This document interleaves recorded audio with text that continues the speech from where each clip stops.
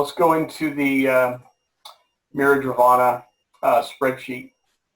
And by the way, if you were looking at the Excel assignment, you'll see that I've gone ahead and put these two values in yellow highlights because they are values that are given. Everything else is taken from the financial statement worksheet. Okay, so we're bringing it over. And if you were to look at the Canvas assignments, you would have actually already seen that the only one of these assignments that didn't have some highlighting was this one. All the rest of them I had highlighting, and somehow I left it off of this one because I was not intending you to have to be hunting around for the givens. But there they are. Thanks for doing that. Yeah, and I honestly, I apologize that I had overlooked it. And as soon as one of you said, hey, can we have them, I immediately realized, gave it to you. But normally I have those there. I had to do an update on it, and I neglected to re-highlight those values before I shoved it into Canvas. Okay, so you have these numbers in Canvas, right? And some of you are suffering from having simply typed these numbers in rather than bringing it over from the other spreadsheet. So here we're bringing it from somewhere, okay, starting from this first number. And this number of 1.95 is simply taking the same financial value in the financial statement, which would be the same as this, 1.77, but without loss of fidelity, and expanding it at 1 plus this 10%. If you simply type these numbers in, you're losing decimal places. You're losing quantitative fidelity. And you're not creating a model. A model is where you type in as few numbers as humanly possible. And in fact, on this entire sheet, the only numbers you need to type in are these two. Everything else is a relationship. Even my year. I pulled my year from the financial statement, because my base year in the financial statement. I pulled it from right here.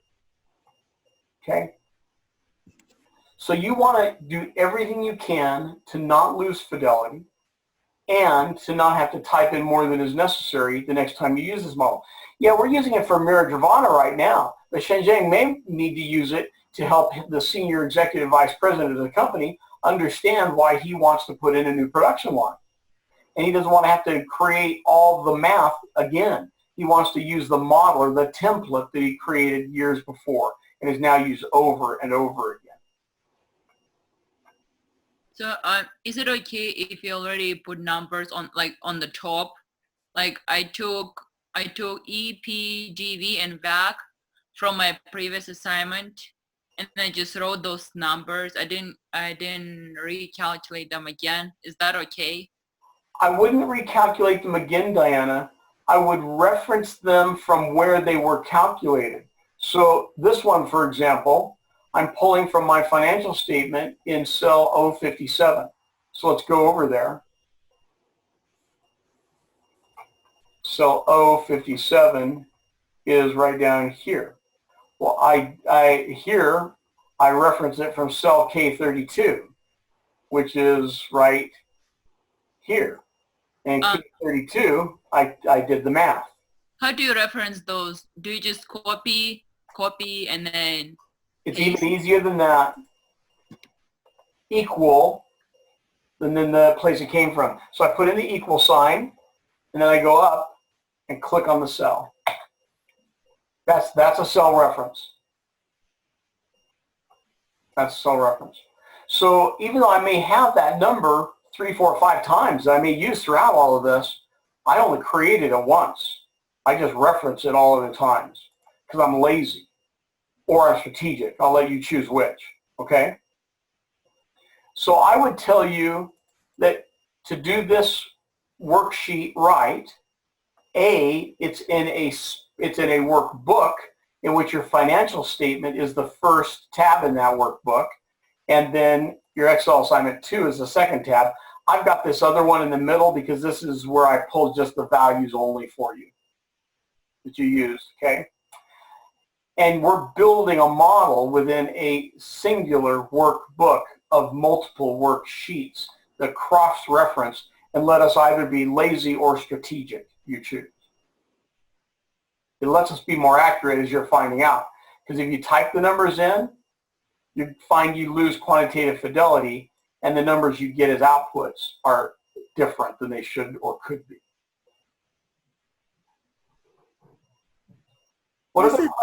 This is a dumb question, I'm sure. Can You show me one more time how you are referencing the financial statement cell in value? So I'll start with this one. Okay, so I'm in a different worksheet, right? I'm going to sit in the same workbook, and I'm going to type equals, and I know I want the free cash flow in 2019, so I open this, and I go over and I get my free cash flow in 2019. Oh, that's it? That's it. Okay, thank you. When I said I was lazy, Lisa, I wasn't kidding. Okay? Thank I you. got to tell you, Excel, after Google, is my best friend. My buddy Google still trumps Excel. Okay? Just because of the breadth of knowledge that my buddy Google tends to hold. So all of these numbers were referenced the same way. I'm just bringing them back in. Well, it begs the question, why did I put all this here? What's the purpose? I did it only so I could see these and see possible changes in them if I start to manipulate my spreadsheet. Same reason I did all of this in this multi-columnar, multi-cell structure. I could have simply taken one cell and started with equal, and I could have typed away and typed and typed and typed, kind of like you do in that multi-parenthetic structure. Some of you calculated this big parenthetic statement. I think Matt likes to do this for the market value of the debt, right? Well, I could have done that, and I could have had this entire spreadsheet in one cell. But I like to see this. I like to see changes in the dynamics and movements, and frankly, I am as unintelligent as I am lazy. Those big parenthetic statements take me half of forever to engineer. Parentheses, not my best friends. Google and Excel, my best friends. Okay? Each of you that have sent me your spreadsheet so far on this to find little tweaks, I've been able to find them for you, and it's all come back to using this as a model and not losing quantitative fidelity. And as soon as we made some simple alignment issues, then everything came into perfect alignment. Hey, Rick. Please. Question on, so for the most part, all of this, I was able to figure out from a mathematical calculation standpoint. It's conceptually, it just still doesn't make any sense to me. I feel like I'm just looking at a bunch of numbers, but maybe we'll get to that in a second. But the one piece that I knew what the answer was, but I wasn't sure if I was actually calculating it the correct way, is that net present value in both cell J19, so the bottom of the sum of present value of future cash flow or free cash flows. So is that just simply because you've already calculated your value of free cash flows, so is the equation at that point just simply your proposed or your value of free cash flows minus your proposed investment? Yeah, it is, Matt, but let me back up and make sure that you understand how it came about, okay? Let's start with the premise that the value of an asset is the present value of all of its expected future cash flows, okay? And here I'm going to be using rows D, E, and F. Well, I put in the expected future cash flows for these particular years. I calculate the present value of each one of them, and I do a running total, such that I have the present value of the free cash flows during what I'm going to say is my explicit period, the period during which I expressly or explicitly forecasted my numbers. Okay? So this number is simply this number. Okay? But that's not all of my expected future cash flows. That's just during the explicit period, right? I know I've got the rest of perpetuity to deal with, so I pull out my other good friend, the Gordon growth model, and I know that that's built upon a cash flow at time 1 divided by a discount rate minus a growth rate. So here's time 1, the next year after my explicit period. Here's my discount rate, and here's my growth rate, my long-term growth rate. It gives me a continuing value using that structure, but that's not a present value, is it? That lives all the way out here in year 5. Because if this is year 1, if 2025 is year 1, and that had a 6 exponent to it, then the year before it is year 0. And remember, the Gordon growth equation is some value at year 0 is equal to the cash flow at year 1 divided by discount rate minus growth. So if I'm using this as year 1, this must be year 0. Okay? That means that this number lives in the future. So I need to make a present value of it. And when I've done that, I now have the present value of these cash flows all added up, plus I have the present value of all future cash flows beyond that. And I can take this group of present values and this group of present values, and I add them together for this present value. Okay? So I know that you guys already know that, but it's understanding that comfortably and very fluidly that helps you over here.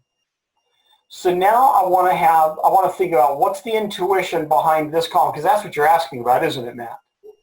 Well, kind of. I mean, so yes and no. Like you would expect that series of values in that column would somehow have an impact on the calculation of that final net present value. So that's what prompted my question, I guess. Okay. But this 0.28 and this one and this one and this one are the exact same 0.28. They're just different ways to calculate it, right? Different ways of calculating it. Here, I've got my cash flows. Well, my first one at year 0 is my cost. Then I got a cash flow at year 1, 2, 3, 4. And I've got a cash flow at year 5, but it is the cash flow I could get at year 5 from the company's operations, plus the value as of year 5 of all future cash flows that came after it. Remember, this number here, this continuing value, is as of year 5, isn't it? Because that's a continuing value times 0. When it's times 0, it's the year before time 1. So that's year 5. So that's how I got this number. So now I've got all my cash flows embodied, either in their specific year or in an amalgam of some kind. And then I simply am taking the present value of each of those, and I'm doing a running total. Gives me the same net present value as the other ways of calculating it. This one was super easy. I just took the value of the asset minus the cost. Cool. This one, I use the net present value function, even though it's flawed because it doesn't understand time 0 in Excel. And I use the summation part as well. So that was part of my other question, though, is what's the difference between the NPV function and the summation?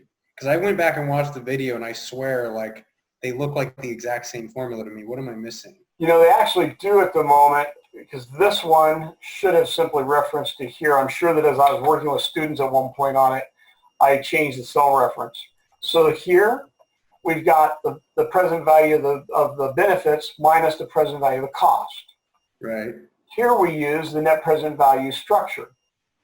Right, which you have to account for law in Excel. Yep, exactly. Okay, and here we're taking it simply from the summation column. Okay, but how did you get that value highlighted in blue? When I say that value, I mean, what is the calculation that you did to get that? How did I get this number here, or how did I get this number here? No, the one in J19. Okay, it's a running total. So the first year, the present value of my cash flow from that year was negative 20 because no time had passed. My next year is negative 20 plus positive 1.7. Oh, I see. Negative 18.3 plus positive, plus positive, plus positive, and finally we get down here. You just did the same math. It just doesn't.